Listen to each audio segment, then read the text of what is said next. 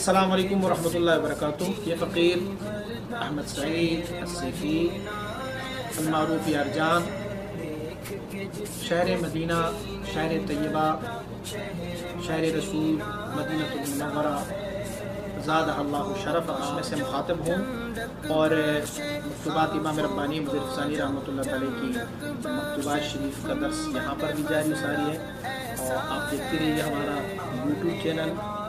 علوم و معارف، انشاءاللہ العزیز مکتوبات شریف کا سلسلہ جاری۔ بسم اللہ الرحمن الرحیم۔ مکتوبات امام ربانی مجدد الفسانی شیخ احمد فاروقی سرہندی، مکتوب نمبر 293 293،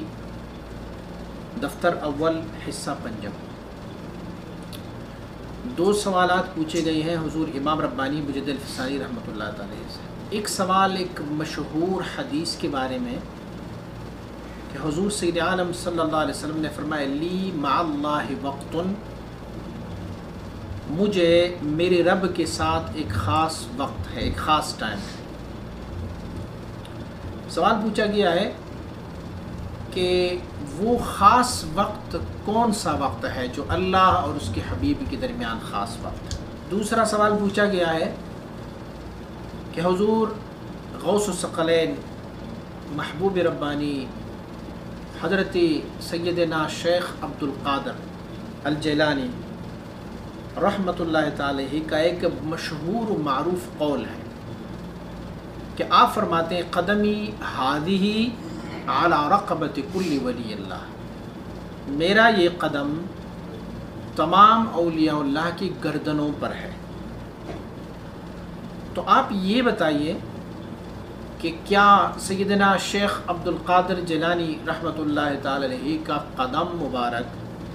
کیا واقعی سارے اولیاء اللہ کے گردن پر ہے، یا اس میں کوئی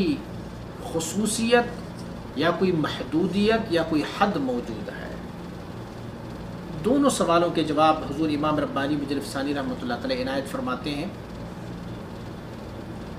اس مکتوب شریف میں حضور امام ربانی صاحب نے ایک اور تشریح بھی فرمائی ہے کہ کچھ لوگوں کا خیال یہ ہوتا ہے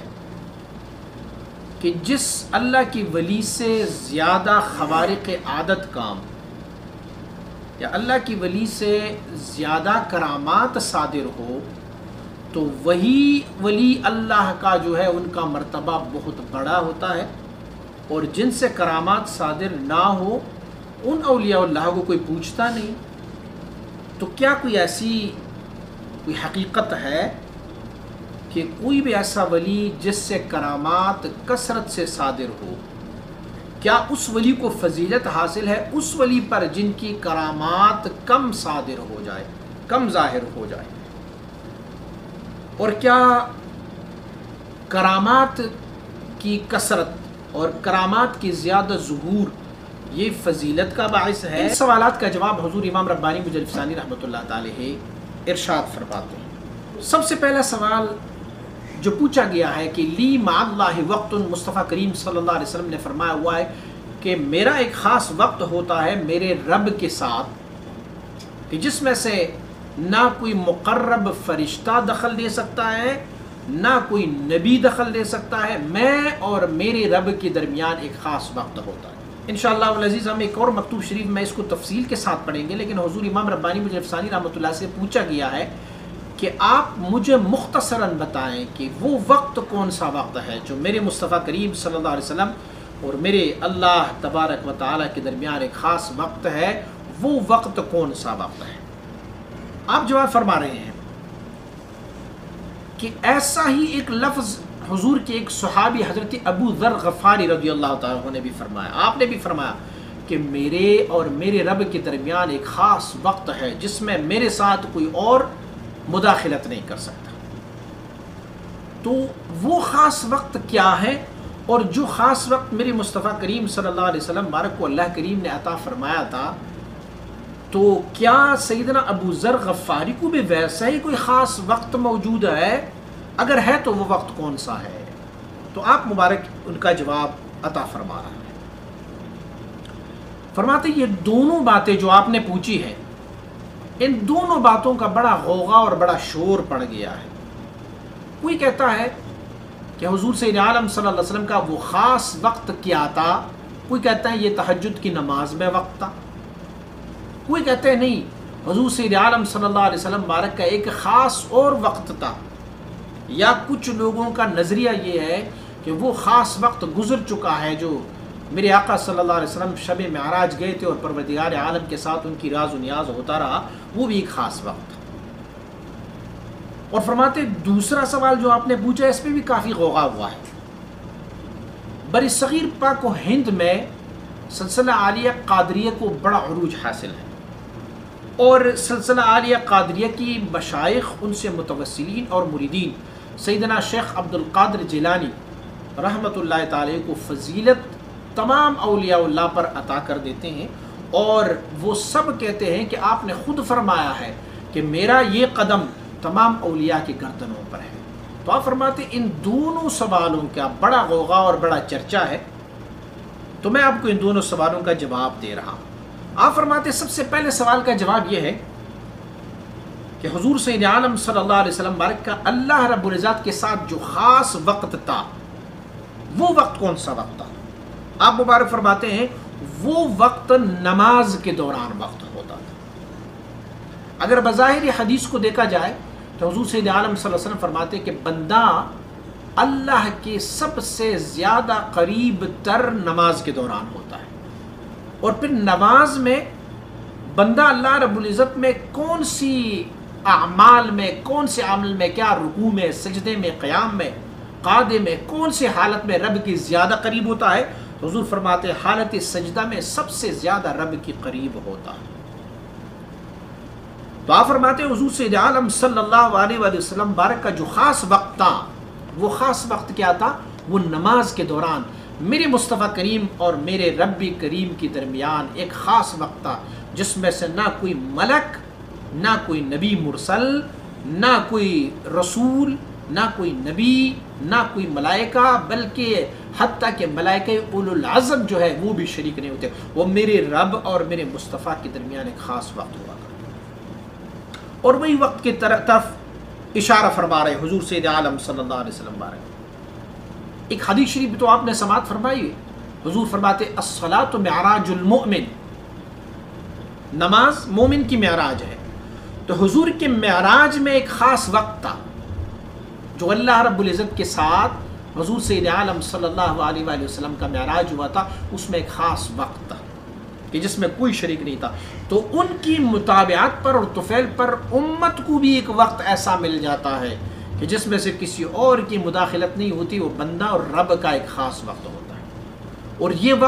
وقت نماز تھا۔ کوئی اگر دلیل مانگے کہ دلیل کیا ہے کہ آپ نے کہا کہ صرف وہ وقت نماز تھا جو خاص وقت ہے، وہ کون سا دلیل ہے آپ کے پاس؟ تو آپ فرماتے ہیں جب حضور سید عالم صلی اللہ علیہ وسلم کبھی دل گرفتہ ہو جاتے ہیں، جیسے ایک اندوہ یا خفگی حضور سید عالم صلی اللہ علیہ وسلم کی طبیعت میں آ جاتی، تو حضور بلال رضی اللہ عنہ کو بلاتے اور فرماتے ارحنی یا بلال، اے بلال مجھے خوشی عطا کر دیں۔ تو سیدنا بلال رضی اللہ عنہ کوئی لطیفہ نہیں سناتے ہوتے تھے یا کوئی واقعہ نہیں سناتے ہوتے تھے، تو بلال رضی اللہ عنہ کیا کرتے؟ کھڑے ہو جاتے، آذان دیتے اور نماز کے لیے صدا دے دیتے۔ جب حضور نماز پر کھڑے ہو جاتے تو فرماتے کہ قرۃ عینی فی الصلاۃ، میری آنکھوں کی ٹھنڈک نماز میں۔ تو فرماتے ہیں کہ یہ حضور سید عالم صلی اللہ علیہ وسلم کا وہ خاص وقت جو اللہ اور میرے محبوب کے درمیان تھا، وہ وقت نماز تھا۔ جب نماز میں حضور کھڑے ہوتے تو وہ ایک خاص وقت تھا جس میں سے نہ کوئی نبی مداخلت کر سکتا تھا، نہ اس میں سے کوئی ملک مقرب مداخلت کر سکتا، وہ صرف نماز کا تھا۔ اس موضوع پر امام ربانی مجلس ثانی رحمۃ اللہ تعالی نے ایک مکتوب شریف اور بھی لکھے، انشاءاللہ العزیز وہ بھی آپ کی خدمت میں پیش کروں گا، لیکن یہاں پر محض اتنا ہی آپ مبارک تفصیل عنایت فرما رہے ہیں۔ سوال کا دوسرا حصہ یہ تھا کہ سیدنا ابو ذر غفاری رضی اللہ عنہ نے بھی ایسا ہی بیان کیا ہوا ہے، انہوں نے بھی کہا ہوا کہ میری اور میری رب کی درمیان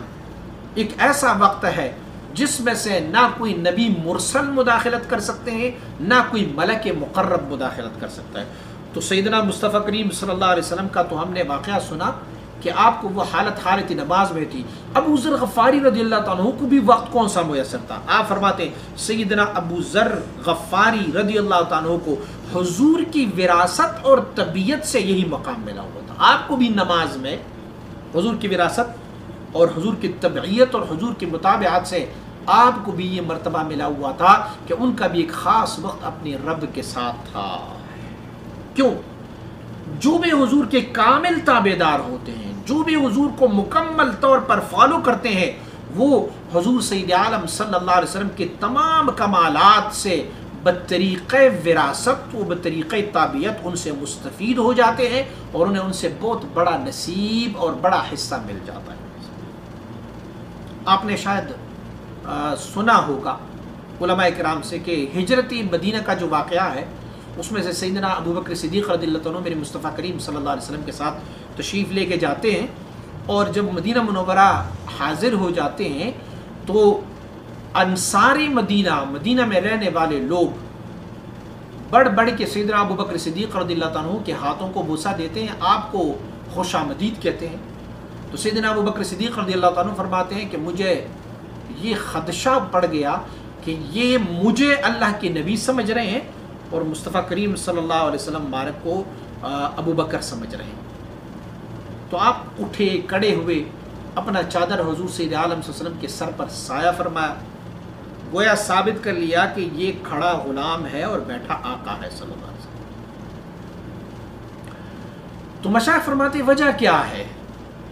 کہ انصاری مدینہ سیدنا صدیق اکبر رضی اللہ تعالیٰ عنہ کو ہی بڑھ بڑھ کے مصافحے کر رہے تھے اور بڑھ بڑھ کے ان کو رسپیکٹ اور عزت دیا کرتے ہوتے تھے۔ وجہ کیا ہے؟ فرماتے چونکہ حضرت ابوبکر صدیق رضی اللہ تعالیٰ عنہ نے حضور کی کمال اتباع کی تھی، آپ نے حضور سے ٹوٹ کر محبت کی تھی، کمال اتباع۔ جتنی محبت اور جتنی اتباع ہو اتنا ہی وہ صاحب اپنا رنگ چڑھا دیتا ہے، اتنی اپنی انوار و تجلیات سے نوازتے ہیں، اتنی ان کی شکل میں رنگ آ جاتا ہے۔ تو سیدنا ابو ذر غفاری رضی اللہ تعالیٰ عنہ کو حضور کی اتباع میں اور حضور کی محبت میں یہ مقام ملا ہوا تھا کہ ان کو بھی نماز کے دوران ایسی صورتحال ہوتی کہ گویا وہ جب اللہ سے ہم کلام ہوتے ہیں، جب نماز میں کھڑے ہوتے ہیں تو ان کی اور رب کے درمیان کوئی بھی حائل نہیں ہوتا، ان کے اور رب کے درمیان کوئی اور مداخلت نہیں کر سکتا۔ ایک خاص وقت ہوتا ہے جو ان کے لیے ہے، کیونکہ نماز وہ حالت ہے جس کو حضور سید عالم صلی اللہ علیہ وسلم نے معراج المؤمن کہا ہوا ہے، مومن کی معراج کا ہوا ہے۔ تو حضور کی معراج وہ اور مومن کی معراج یہ، لیکن جتنا بھی حضور کی محبت، جتنا بھی حضور کی اطاعت، جتنا بھی حضور کی مطابعت کرے اتنا ہی ان کے رنگ میں رنگا جاتا ہے۔ اور احسان کا ایک معنی تو آپ کو معلوم ہوگا نا، حدیث جبریل بڑی طویل حدیث ہے، اور اس حدیث جبریل میں جو بخاری نے بھی ذکر کیا ہوا ہے، ابن ماجہ، ابو داؤد، ترمذی، مسلم، سارے صحاح سے طرح ذکر کیا ہوا ہے۔ حدیث جبریل بڑا مشہور ہے کہ جبریل علیہ نبینا صلی اللہ علیہ وسلم آتے ہیں اور سیدنا عمر رضی اللہ عنہ اس حدیث کو روایت فرماتے ہیں، پھر سوال پوچھتے ہیں حضور نبی اکرم صلی اللہ علیہ وسلم سے کہ ایمان کیا ہے، اسلام کیا ہے۔ پھر ایک سوال اور پوچھا جاتا ہے کہ مل احسان، احسان کیا ہے؟ تو حضور سید عالم صلی اللہ علیہ وسلم فرماتے ہیں کہ ان تعبد اللہ کأنک تراہ، ایسی رب کا عبادت کرو گویا کہ تو رب کو دیکھ کے عبادت کر رہے ہو۔ تو وہ عبادت دوران نماز اگر عبادت ہو نا، تو پھر ایسے کہ وہ اپنے رب کو دیکھ کر عبادت کر رہے ہو تو ان کے اور رب کے درمیان کوئی حائل نہیں۔ میں عرض کر چکا ہوں کہ بندہ سب سے زیادہ اللہ کی بارگاہ میں تب قریب ہوتا ہے جب وہ نماز پڑھ رہے ہو، اور نماز کے دوران میں کون سی فعل میں وہ زیادہ قریب ہوتا ہے؟ حضور نے فرمایا جب حالت سجدہ میں ہوتا ہے تو وہ سب سے قریب تر ہوتے ہیں۔ تو سیدنا ابو ذر غفاری رضی اللہ تعالیٰ عنہ کو بھی حضور نبی اکرم صلی اللہ علیہ وسلم کی وراثت اور ان کی مطابعات کی وجہ سے یہ مقام ملا تھا کہ آپ نے بھی یہ فرمایا تھا کہ لی با اللہ وقت، میرا اور میرے رب کے درمیان ایک ایسا وقت ہے جس میں کوئی اور بندہ شامل نہیں ہو سکتا، میں اور میرا رب ہم ایک دوسرے سے ہم کلام ہو جاتے ہیں۔ یہ اس حدیث شریف کی معنی تھی اور ان کا یہ